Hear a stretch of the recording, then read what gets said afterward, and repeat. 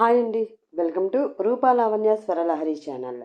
ఈ ఛానల్లో మీకు బాగా ఇష్టమైన కథ నా రౌడీ కిల్లర్ స్టోరీని వింటున్నారు.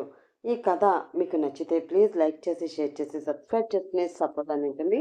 అలాగే ప్రీవియస్ పార్ట్స్ ఎవరైనా మిస్ అయితే చూసి ఎంజాయ్ చేయండి. ఇంకా స్టోరీలోకి వెళదాం. శ్రీను రాజేష్ చిరాగ్గా చూస్తూ దీనికి ఇలా కాదురా అంటూ గన్తో భయపెట్టాలని లోపలికి అడుగు పెట్టగానే అక్కడ 2.5 సంవత్సరాల పాప ఆడుకుంటూ ఉంటుంది.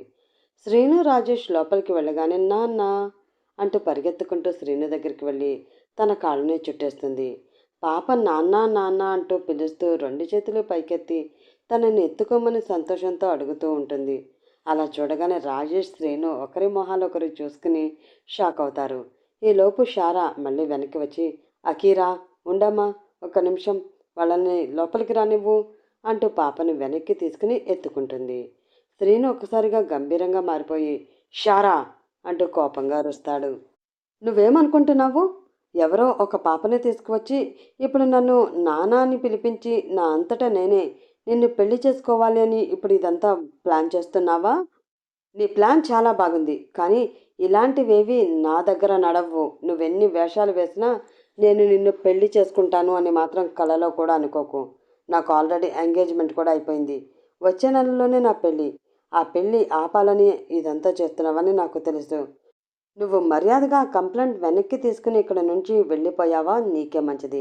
లేదంటే ఏం చేస్తానో నాకే తెలీదు. ఆ కంప్లైంట్నే లేకుండా ఎలా మేనేజ్ చేసుకోవాలో నాకు బాగా తెలుసు అని కోపంగా వేలు చూపించి చెప్తూ ఉంటాడు. రాజేష్ శ్రీనుని ఆపుతూ, శ్రీను ఒక నిమిషం ఆగు, నేను తనకి చెప్తాను, నువ్వు కంగారు పడకు. ఆ పాప భయపడుతుంది. నువ్వు వెళ్ళి బయట నిల్చో, నేను మాట్లాడి వస్తాను అంటూ బలవంతంగా వెనక్కి లాగి శ్రీనుని వెనక్కి తిప్పి బయటికి వెళ్ళమంటూ వీపుపై చెయ్యి పెట్టి కొద్దిగా తోస్తాడు.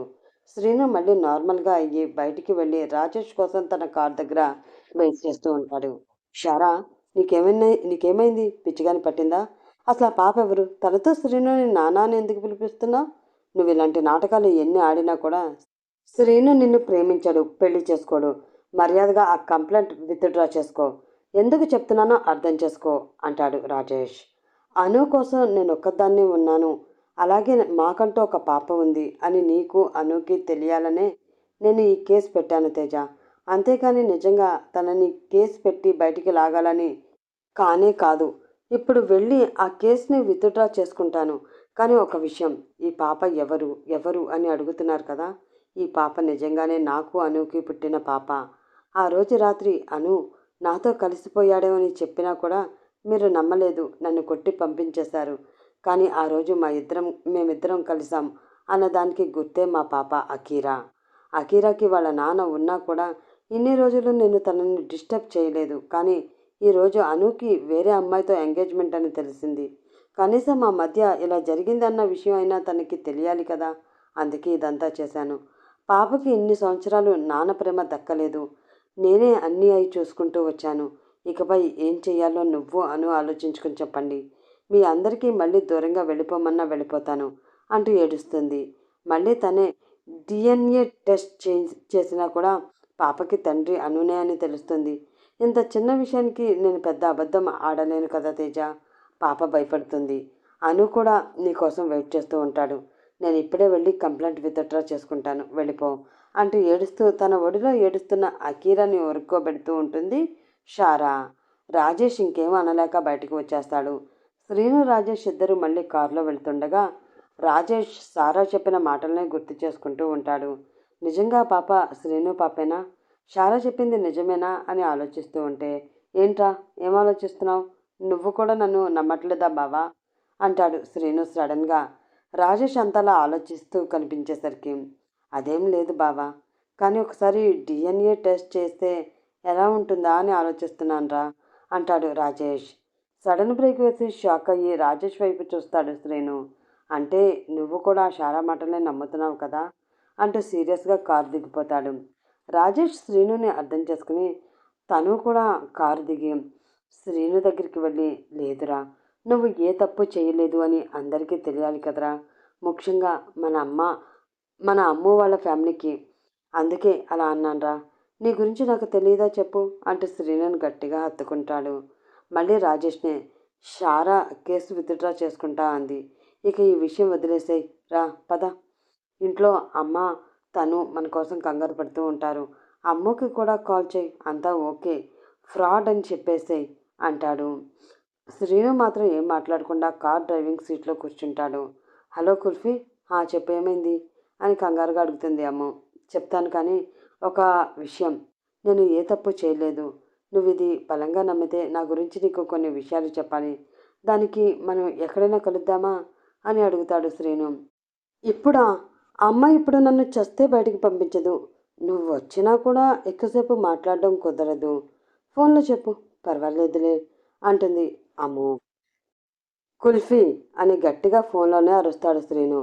అమ్మ ఒక్కసారికి ఉలికిపడి ఏమైంది కిల్లర్ అని కొంచెం టెన్షన్గా అడుగుతుంది. ఇంకోసారి మామూలుగా కూడా నీ నోటి నుంచి ఆ మాట అనడానికి వీల్లేదు, అర్థమైందా అని అంటాడు తన గంభీరమైన వాయిస్తో. ఇప్పుడు తను ఏం మాట్లాడిందో మళ్ళీ గుర్తుకు తెచ్చుకుంటుంది అమ్ము. చస్తే మా అమ్మ బయటికి పంపించదు అన్న మాట గుర్తు తెచ్చుకుని దానికే శ్రీను అంత సీరియస్ అయ్యాడని అర్థమవుతుంది. నేను నార్మల్గా అన్నాను, సారీ, మళ్ళీ ఎప్పుడు అలా అనను ప్లీజ్ అంటుంది అమ్ము. సరే, నేను మళ్ళీ మాట్లాడతాను, బాయ్ అని ఫోన్ పెట్టేస్తాడు శ్రీను.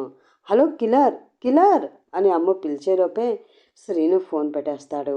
అయ్యో, అనవసరంగా శ్రీను మూడు పాడు చేసినట్లున్నాను. ఇప్పటికే చాలా టెన్షన్గా ఉన్నాడు, అనవసరంగా అన్నట్లున్నాను. ఛా, అయినా నాకు ఎప్పుడు ఏం మాట్లాడాలో కూడా తెలియదు అని తన తల మీద తనే కొట్టుకుంటూ అమ్మ కూడా ఫీల్ అవుతూ ఉంటుంది. టక్ టక్ టక్ అని డోర్ కొట్టిన సౌండ్ వచ్చేసరికి ఏదో ఆలోచిస్తున్న అమ్మకి తెలివి వస్తుంది. అమ్మేమో అని గబా బట్టలు మార్చుకుని నైట్ డ్రెస్లోకి మారిపోతుంది. ఫాస్ట్గా వెళ్ళి డోర్ తెచ్చేసరికి ఎదురుగా లేఖ్య. ఎంతసేపు నుంచి డోర్ కొట్టాలే, ఏం చేస్తున్నావు లోపల అని అడుగుతుంది అలేఖ్య సీరియస్గా. ఏమీ లేదక్క, బాత్రూంలో ఉన్నాను, ఏంటో చెప్పు అంటుంది అమ్ము. ఏం లేదు, మీ బావగారు వచ్చారు, నిన్ను రమ్మంటున్నారు, ఒకసారి హాల్లోకి రా అంటుంది. అక్క, ఇప్పుడే డ్రెస్ చేంజ్ చేసుకున్నాను, పర్వాలేదా అని అడుగుతుంది అమ్ము. చున్నీ ఉంటే వేసుకుని వచ్చేయవే, మీ బావే ఒక్కడే కదా, పర్వాలేదులే అని పిలుస్తుంది. సరే అంటూ తన రూమ్లోకి మళ్ళీ వెళ్ళి చున్నీ వేసుకుని హాల్లోకి వచ్చేసరికి నీరజ్ ఇంకా పక్కనే ఎవరో ఒక కొత్త అమ్మాయి కూర్చుని ఉంటారు. తనే నా మరదలు అమూల్య అంటూ ఆ కొత్త అమ్మాయికి నీరజ్ అమ్ముని పరిచయం చేస్తాడు. ఆ అమ్మాయి హలో అనగానే అమూల్య కూడా హాయ్ అంటూ నవ్వుతూ పలకరిస్తుంది. అమ్ము, ఈ అమ్మాయి అల్లుడి గారికి చెల్లి వరుస అవుతుందట. ప్రజెంట్ అల్లుడి గారి నాన్న హాస్పిటల్లో ఉన్నారు కదా, అందుకే చూడడానికి వచ్చింది. ఇప్పుడు వాళ్ళ ఇంట్లో ఎవరూ లేరు, అందరూ హాస్పిటల్లోనే ఉన్నారు కదా, ఈ అమ్మాయి అందాక మన ఇంట్లోనే ఉంటుంది. నేను అమ్మ ఒక రూమ్, అక్క బావ ఒక రూమ్ కదా, అందుకే కొన్ని రోజులు ఈ అమ్మాయి నీతో పాటే నీ రూమ్లోనే ఉంటుంది. లోపలికి తీసుకువెళ్ళు, చూపించు అంటారు అమ్మ వాళ్ళ నాన్న. అలాగే నాన్న అంటూ ఆమె వైపు చూసి రండి లోపలికి వెళ్దాం అంటూ ఆ కొత్త అమ్మాయిని లోపలికి తీసుకువెళ్తుంది అమ్ము. ఇదేనా రూమ్, మీరు కూడా నాతో పాటు ఎన్ని రోజులైనా ఇక్కడే ఉండవచ్చు అంటుంది నవ్వుతూ.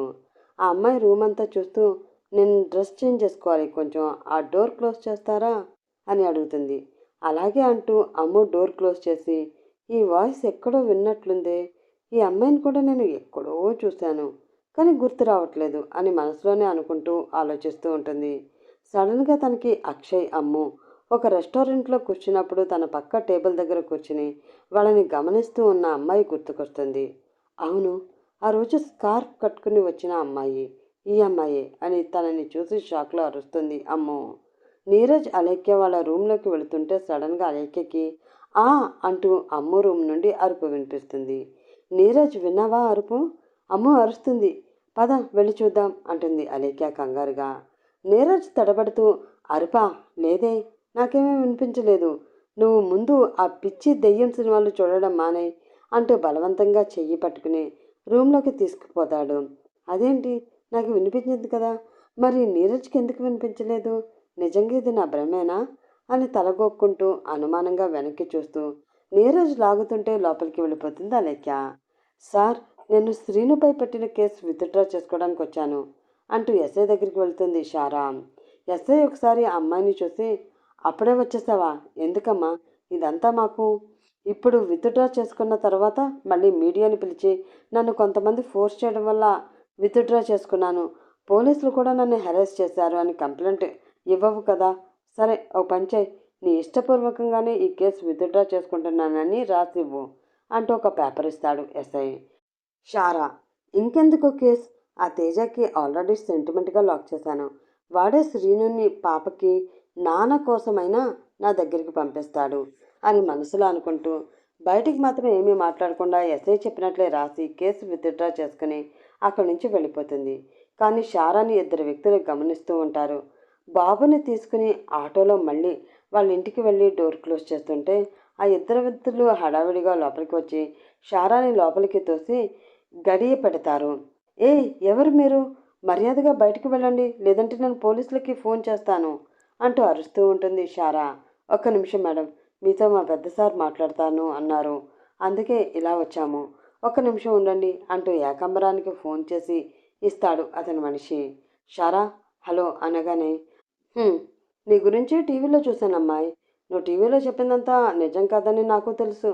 కానీ నీకు శ్రీంద్రతో పెళ్లి జరిపించే బాధ్యత నాది. నన్ను నమ్మితే మా వాళ్ళతో పాటు ఇక్కడికి రా, మొత్తం అంతా మాట్లాడుకుందాం. లేదు రాకపోతే ఇప్పుడు ఎలాగో కేసు వాపస్ తీసుకున్నావు కాబట్టి శ్రీను ఇంకా నిన్నెప్పటికీ పట్టించుకోడు. తర్వాత నీ ఇష్టం, బాగా ఆలోచించుకుంటా. ఇంతకీ నేనెవరో నీకు చెప్పలేదు కదా. ఎక్స్ హోమ్ మినిస్టర్ని. నువ్వు వస్తాను అంటే మా వాళ్ళు నీకు వెహికల్ ఏర్పాటు చేసి దగ్గరుండి తీసుకువస్తారు. మళ్ళీ జాగ్రత్తగా మీ ఇంట్లో దిగబడతారు. నీ ఇష్టం అని ఫోన్ పెట్టేస్తాడు ఏకాంబరం. ఏకాంబరం మాట్లాడాక షారా ఒక నిమిషం ఆలోచించుకుని నేను మీతో వస్తాను అంటుంది వాళ్ళతో. ఓకే మేడం, బయట కారు రెడీగా ఉంది, రండి మేడం మా సార్ దగ్గరికి వెళ్దాం అంటూ షారాని పాపని ఏకాంబరం దగ్గరికి తీసుకువెళ్తారు. నువ్వేనా అమ్మాయివి? కూర్చో. నా పేరు ఏకాంబరం, ఎక్స్ హోమ్ మినిస్టర్ని. కొన్ని రోజుల కిందటే నా అంతటా నేనే నా పదవికి రిజైన్ చేయవలసి వచ్చింది అంటాడు ఏకాంబరం. నాకు తెలుసు సార్. అలా మీరు రిజైన్ చేయడానికి కారణం కూడా శ్రీనునే అని నాకు తెలుసు. మీరు ఇప్పుడు శ్రీనుని చంపాలి అని అనుకుంటున్నారు, కానీ అది ఎప్పటికీ నేను జరగనివ్వను. శ్రీను అంటే నాకు ప్రాణం. అతన్ని నేను నిజంగానే ప్రేమిస్తున్నాను అంటుంది షారా. ఏకాంబరానికి కోపం వచ్చినా కంట్రోల్ చేసుకుంటూ, చూడమ్మా, నువ్వు ప్రేమించినంత మాత్రాన వాడు నీకు లొంగిపోతాడు అనుకోకు. అయినా వాడి గురించి ప్రత్యేకంగా నేను నీకు చెప్పనక్కర్లేదు అనే అనుకుంటున్నాను. నేను చెప్పినట్లు చేస్తే ఆ శ్రీను మొత్తం ఆస్తి నీకు వచ్చేటట్లు చేస్తాను.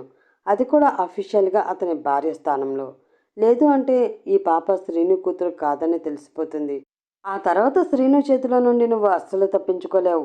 బాగా ఆలోచించుకో అంటాడు ఏకాంబరం.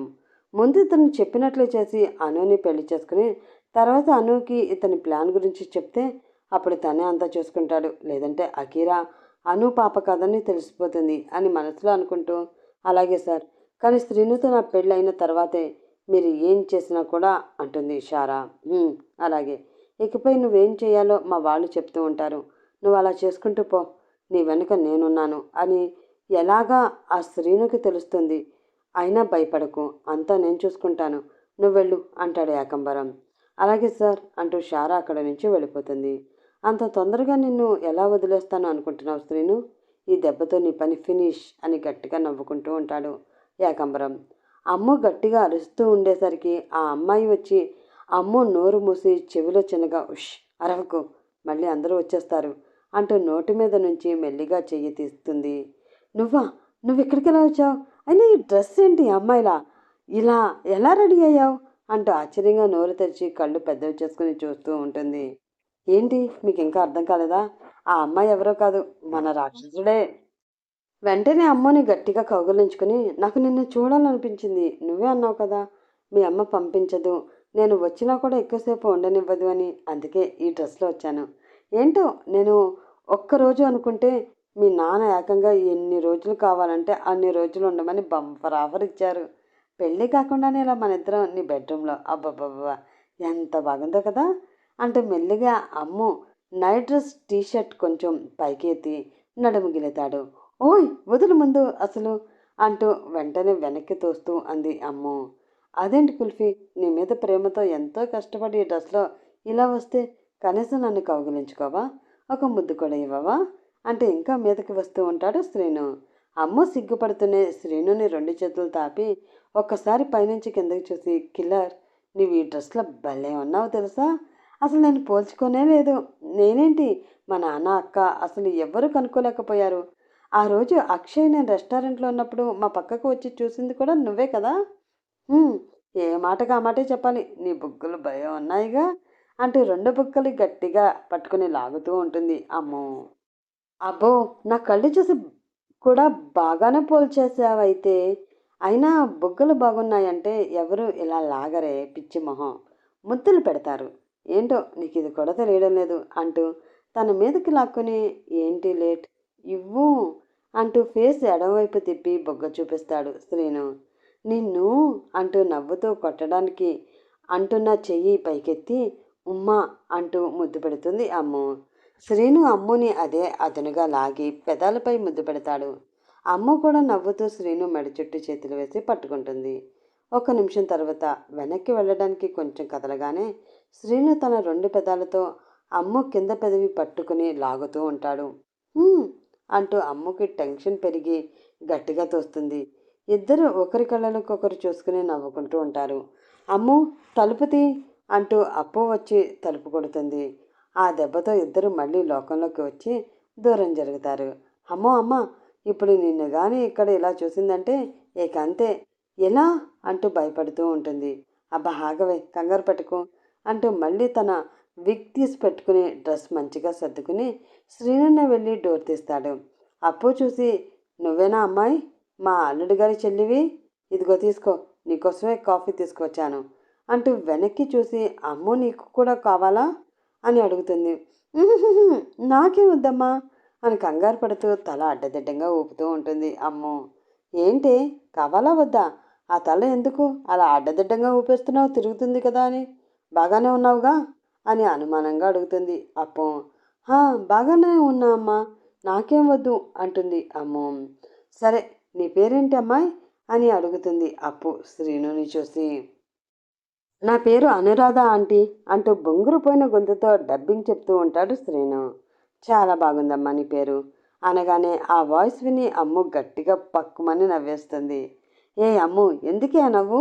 దానికి కొంచెం తిక్క తల్లి, ఏమీ అనుకోకు, ఏమైనా కావాలంటే నన్ను అడుగు అంటూ మళ్ళీ కిచెన్లోకి వెళ్ళిపోతుంది అప్పు.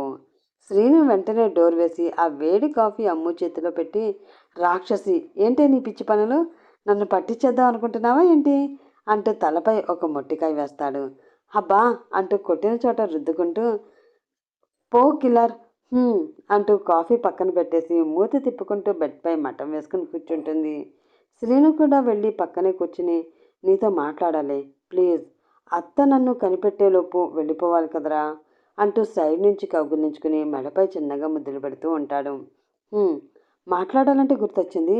అసలు అమ్మని ఏం చెప్పి బురిడి కొట్టించావు? ఐ మీన్ ఏం చెప్పి ఒప్పించావని అడుగుతుంది అమ్మో. అది మా ఇద్దరి మధ్యలో ఉన్న సీక్రెట్, నేను చెప్పను అంటాడు. కిల్లర్ ప్లీజ్ అంటూ ముద్దుగా అడిగేసరికి సరే కానీ ఓ ముద్దిస్తే చెప్తా అనగానే అప్పటికే ఎలా ఒప్పించాడా అన్న టెన్షన్లో చటుక్కున బొగ్గపై ముద్దు పెట్టేస్తుంది అమ్ము. తూచ్, నేను అడిగింది ఇక్కడ కాదు ఇక్కడ అంటూ తన పెదాలను చూపిస్తాడు. గుద్దుతా ముందు చెప్పు అంటుంది సీరియస్గా అమ్ము. సరే పింకీ ప్రామిస్, అత్తకే కాదు ఎవరికీ చెప్పకూడదు ఓకేనా అంటాడు. "మ్మ్" అని ఫాస్ట్గా అంటూ అలాగే చెప్పు అంటూ పెద్ద కళ్ళు చేసుకుని ఇంట్రెస్ట్గా వినడానికి రెడీ అవుతూ ఉంటుంది అమ్ము. శ్రీను చిన్నగా నవ్వుకుంటూ అమ్మ వైపు చూసి ఏం కాదులే అన్నట్లు కళ్ళు ఆర్పి కిచెన్లోకి మెల్లిగా వెళ్తాడు. శ్రీను లోపలికి వెళ్ళగానే కిచెన్ డోర్ క్లోజ్ చేసి లాక్ చేస్తాడు. వెనక్కి తిరిగి అప్పు వైపు చూస్తూ చెప్పత్తా ఏంటి నీ ప్రాబ్లం అంటూ కుడి చేత్తో తన వెనక ఉన్న షర్ట్కి ప్యాంటుకి మధ్యలో పెట్టుకున్న గన్ తీసి అలా ముందుకి నడుస్తూ అప్పు పక్కనే నిల్చుని స్టవ్ గట్టు మీద అప్పు చూస్తుండగానే పెడతాడు. అప్పు అది చూసి భయపడుతూ ముందు రోజు మార్కెట్లో దిలీప్ని కాల్చిన సంగతి గుర్తు తెచ్చుకుని ఏంటి గన్ చూపించి భయపెట్టి ఒప్పించాలి అనుకుంటున్నావా? నాకేం భయం లేదు. దగ్గరికి వస్తే కంట్లో కారం కొట్టి కత్తితో పొడి చేస్తా. ఏమనుకుంటున్నావో అంటూ పాపం తెగ భయపడుతూ నత్తితో మాట్లాడుతూ ఉంటుంది. శ్రీనుకి ఆ నత్తి మాటలు వినేసరికి నవ్వు వచ్చి గట్టిగా నవ్వుతూనే ఉంటాడు. ఆ నవ్వు చూసేసరికి అప్పు పాపం ఇంకా బిక్క చచ్చిపోతుంది. ఇంకా అలా చూసే శ్రీనుకి జాలిగా అనిపించి నవ్వడం ఆపేసి ఫాస్ట్గా ముందుకు వెళ్ళి అప్పు చేపట్టుకుని, అత్త, ఏం కాదు, భయపడకు, నిన్ను చూసుకో, భయం పడట్లేదు అని అనుకుంటూనే బీపీ వచ్చి పోయేలా ఉన్నావు అంటూ మళ్ళీ చెయ్యి వదిలి పక్కనే సైడ్కి చేతులు కట్టుకుని నిల్చుని, చూడత్తా, చాలామంది నేను మంచోడిని అని చెప్పుకుంటూ ఎవరికి తెలియకుండా చెడ్డ పనులు చేస్తూ ఉంటారు. దొరికితే దొంగ, లేదంటే దొర. నేను అలా కాదు, ఏదైనా ధైర్యంగా చెప్పేస్తాను. అమ్మ అంటే నాకు ప్రాణం. అలాగే నీ భయం కూడా నాకు అర్థమైంది. పెళ్ళి అవగానే అమెరికా వెళ్ళి నీరజ్ అలేఖ్యలతో అందరం హ్యాపీగా అక్కడే సెటిల్ అయిపోదాం. మావే రిటైర్మెంట్ తీసుకున్నాక మీరు కూడా ఇంకా అక్కడికే వచ్చి మాతోనే ఉండాలి అంతే. ఇదంతా అమ్మ కోసం అనుకుంటున్నావు కాదు, నీకోసమే అత్త. అమ్మకి నేను ఇలా ఉన్నా ఓకే కాబట్టి లవ్ చేస్తుంది. నీకు ఇదంతా వద్దు కాబట్టే అమెరికా అంటూ అప్పుని హిప్నటైజ్ చేయడం మొదలు పెడతాడు. అసలు నీకేం వచ్చు అని ఆ అమెరికాకి వెళుతున్నావు? అసలు అక్కడ ఏం చేస్తావు అంటుంది అప్పు కొంచెం ఆశ్చర్యంగా. అయ్యో అత్త, నేను అమెరికాలోనే యూనివర్సిటీలో బిఈ చేశా. కంపెనీలో కొన్ని రోజులు సాఫ్ట్వేర్ ఇంజనీర్గా వర్క్ కూడా చేశా అనగానే నమ్మలేనట్లు పెద్ద కళ్ళతో శ్రీనునే చూస్తూ ఉంటుంది అప్పు. నీ చిన్నల్లుడు గోల్డ్ మెడలిస్ట్ అత్త, ఏమనుకుంటున్నావు నా గురించి? ఇంకా చెప్పాలంటే నువ్వే దొంగ అత్తవి అంటాడు మొహం పక్కకు పెట్టుకుని. ఏంటి, నేను దొంగ అత్తనా? ఏమంటున్నావు అంటుంది కొంచెం సీరియస్గా. అమ్మయ్య, అత్త నా ట్రాక్లో పడింది అని నవ్వుకుంటూ, అబ్బా ఏం తెలియనట్లు భలే యాక్ట్ చేస్తావత్తా, నువ్వు దొంగవేగా, నాకు తెలియదు అనుకోకు, ఈ వీడియో చూడు అంటూ మొబైల్ ఇస్తాడు. టెన్షన్గా సెల్ లాక్కుని చూస్తుంది. అందులో అలేఖ్య పెళ్ళికి అని గోల్డ్ కొనడానికి వెళ్ళినప్పుడు అప్పు ఎవరూ చూడకుండా మెల్లిగా ఒక నెక్లెస్ తన హ్యాండ్ బ్యాగ్లో వేసేసుకోవడం వీడియోలో క్లియర్గా కనిపిస్తూ ఉంటుంది. అప్పు టెన్షన్గా తన చీర కొంగతో చెమటలు తుడుచుకుంటూ, వాళ్ళకి తెలిసిపోయిందా అని అడుగుతుంది. ఆ రోజు ఈవినింగ్కే మిస్ అయ్యాక చెక్ చేసుకుంటారుగా మరి. నేను ఆ రోజే మనీ పే చేసేసాలే అత్త. అయినా ఈ దొంగ బుద్ధి ఏంటత్తోయ్, మనకి బోలెడంత ఉంది. మా నాన్న అంతా న్యాయంగానే సంపాదించాడు. ఆ నరసింహంలా కూడా కాదు. ఇక నుండి నేను కూడా కొడుకు లాంటి వాడినే. అలా అని డబ్బు కోసం కాదు, నన్ను నమ్మితేనే ఒప్పుకో. బాగా ఆలోచించుకుని చెప్పు, నీ డిసిషన్ చెప్పాకే బయటికి వెళ్దాం అంటూ ఎడమ చెయ్యి మడిచి కట్టుకుని కుడి చేత్తో గడ్డం మీద రాసుకుంటూ అప్పునే చూస్తూ ఉంటాడు. శ్రీను నిజంగా చెడ్డవాడే అయితే అమ్ముని తీసుకువెళ్ళినప్పుడే ఏదైనా చేసి ఉండేవాడు. అమ్ము ఆయన చెప్పినట్లు శ్రీను మంచివాడిలాగానే ఉన్నాడు. అమెరికా వెళ్ళిపోతే ఈ ఎదవ గొడవలేమీ ఉండవు. అమ్ము కూడా అంతలా ప్రేమిస్తుంది అంటే మంచివాడే. పెళ్ళయ్యాక అమ్ముతో కంట్రోల్లో పెట్టించి అప్పుడు ఆడుకోవాలి వీడితో. వీళ్ళ ప్రేమని ఎందుకులే కాదనడం అని అనుకుంటూ, నా చిన్నల్లుడుగా నీకు పర్మిషన్ ఇచ్చేస్తున్నాను, కానీ 2 కండిషన్లు అంటుంది అప్పు. శ్రీను నవ్వుతూ, నాకు తెలుసులే, ఈ మ్యాటర్ ఈ వీడియో బయటికి వెళ్ళకూడదు. అందరం అమెరికాలోనే సెటిల్ పోయి అమ్ముని బాగా చూసుకోవాలి అంతేగా అంటాడు. అప్పు నవ్వుతూ అవునన్నట్లు తల ఊపుతుంది. అమ్మయ్య, ఇంకా ఈ గన్, కారం డబ్బా, ఈ చాకు అవసరం లేదనుకుంటాను అంటాడు వాటి పక్క వైపు చూసి నవ్వుతూ. అప్పు కూడా నవ్వుతూ కారం డబ్బా, చాకు లోపల కబోర్డ్లో దాచేస్తుంది. శ్రీని గన్ తీసి పెట్టేసుకుని డోర్ తీసి టీషర్ట్ కిందకి లాక్కుంటూ వెళ్తాడు. అప్పు ఎవరి దగ్గర తగ్గకూడదని సీరియస్గా ఫేస్ మార్చేసి వచ్చి అమ్ము పక్కన నిల్చుంటుంది. అలా ఆ గదిలో ఏం జరిగిందో అమ్ముతో చెప్పగానే, కిల్లర్, యు కిల్డ్ ఇట్ అంటూ నవ్వుతూ శ్రీని మీదకి ఒక్కసారిగా గెంతి గట్టిగా కౌగిలించుకుని బొగ్గపై ముద్దు పెడుతుంది అమ్ము. శ్రీను నవ్వుతూ, మరి ఆ టీవీలో వచ్చిన న్యూస్ గురించి ఏమడిగవా? నా మీద అనుమానం లేదా అని అడుగుతాడు. అలా కౌగిలించుకునే, లేదు కిల్లర్, చెప్పాగా, నాకు నాపై కన్నా నీ మీదనే ఎక్కువ నమ్మకం ఉంది. ఒకవేళ నువ్వు అలా చేసినా నీ ప్రమేయం లేకుండా జరిగి ఉంటుంది అని నా అభిప్రాయం. అలా జరిగి ఉంటే చెప్పు, ఏం చేయాలో ఇద్దరం ఆలోచిద్దాం అంటుంది అమ్ము. శ్రీనికి ఒక్కసారిగా ఏడుపు వచ్చేసి అమ్ముని ఇంకా గట్టిగా పట్టుకుని ఏడుస్తూ ఉంటాడు. అయ్యో కిల్లర్, ఏమైంది అంటూ వెనక్కి లాగి 2 అరచేతుల్లో శ్రీను మొహం పెట్టుకుని కళ్ళలోకి చూస్తూ అడుగుతుంది అమ్ము. నేను నీ దగ్గర తప్ప ఇంకా ఎవరి దగ్గర ఇలా ఓపెన్ అవ్వలేను కుల్ఫీ. I love you. నువ్వు ఒక్కదానివి నమ్మితే చాలు, ఇంకెవరు నమ్మినా నమ్మకపోయినా నాకు అనవసరం అంటూ అమ్ము చున్నీతో ముక్కు తుడుచుకుంటూ ఉంటాడు శ్రీను. అమ్ము నవ్వి, I am always with you రా అంటూ నుదుటిపై ముద్దు పెడుతుంది. అమ్ము లోపల, ఏం చేస్తున్నావే, డిన్నర్కి బయటికి రావా? నీతో పాటు అనురాధను కూడా రమ్మను అందరూ వచ్చేసారు అంటూ బయట నుండి అప్పు అరుస్తూ ఉంటుంది. అమ్ము శ్రీను నవ్వుకుంటూ మళ్ళీ ఆ డ్రెస్ వేసుకుంటాడు శ్రీను. ఇద్దరు బయటకు వెళ్ళేసరికి అప్పు అన్నీ సర్దుతూ ఉంటే మిగతా అందరూ డైనింగ్ టేబుల్ దగ్గర కూర్చుని ఉంటారు. నీరజ్ కంగారుగా ఉంటే అలేఖ్య అనుని అనుమానంగా చూస్తూ ఉంటుంది. హిహిహి అని నవ్వుతూ అనురాధ కూడా వచ్చి కూర్చుంటే పక్కనే అమ్ము కూడా టెన్షన్గా కూర్చుని అందరినీ చూస్తూ ఉంటుంది. అమ్ము, ఇందాక ఏమైనా అరిచావా అని అడుగుతుంది అలేఖ్య అనుమానంగా. నేనా? అబ్బే లేదే, నేనేం అరవలేదక్క అంటుంది కంగారుగా అమ్ము. ఏదో ఉంది. నీరజ్ కంగారు, అమ్మో టెన్షన్, ఈ కొత్త పిల్ల వెకిలి నవ్వు.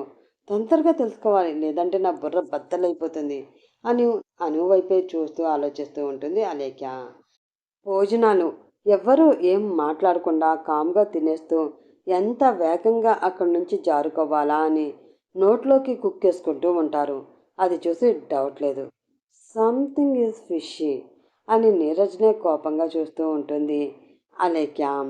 నీరజ్ తింటూ తింటూ అలేఖ్య వైపు చూసి, వామ్మో దొరికేసినట్లున్నానుగా, ఎస్కేప్ రా నీరజ్ అనుకుంటూ చేయి కడిగేసుకుని రూమ్లోకి పరిగెడతాడు. అను కూడా ఇక చాలా ఆంటీ, ఫోన్ వస్తున్నట్లుంది, గుడ్ నైట్ ఆంటీ అని తన బొంగురు గొంతుతో చెప్పి లోపలికి వెళ్ళిపోతాడు. అలేఖ్య అమ్ముని అడిగినా వేస్ట్ అని తినేసి నీరజ్ దగ్గరికి వెళుతుంది. అమ్ము తన రూమ్లోకి వెళ్ళి డోర్ లాక్ చేశాక, మీ షెర్లాక్ హోమ్స్ అక్క గారు వెళ్ళారా తల్లి అంటాడు శ్రీను బెడ్ మీద కూర్చుని. నీకు అలాగే ఉంటుంది, దొరికితే అప్పుడు ఉంటుంది మన ఇద్దరికి అనగానే అమ్ముని లాక్కుని తన ఒడిలో కూర్చోబెట్టుకుంటాడు. నీతో చాలా విషయాలు చెప్పాలిరా, కాసేపు మాట్లాడుకుందాం ప్లీజ్ అంటాడు. ఆ తర్వాత ఏం జరుగుతుంది, శ్రీను దేని గురించి చెప్పాలి అనుకుంటున్నాడు తెలుసుకోవాలంటే మరి నెక్స్ట్ పార్ట్ కోసం వెయిట్ చేస్తూ ఉండండి ఫ్రెండ్స్. అలాగే ఈ పార్ట్ కనుక మీకు నచ్చితే ప్లీజ్ లైక్ చేసి షేర్ చేసి సబ్స్క్రైబ్ చేసుకుని మీ సపోర్ట్ ఛానల్కి అందించండి. రేపటి ఎపిసోడ్లో మళ్ళీ కలుసుకుందాం. అప్పటి వరకు bye bye, have a nice day friends.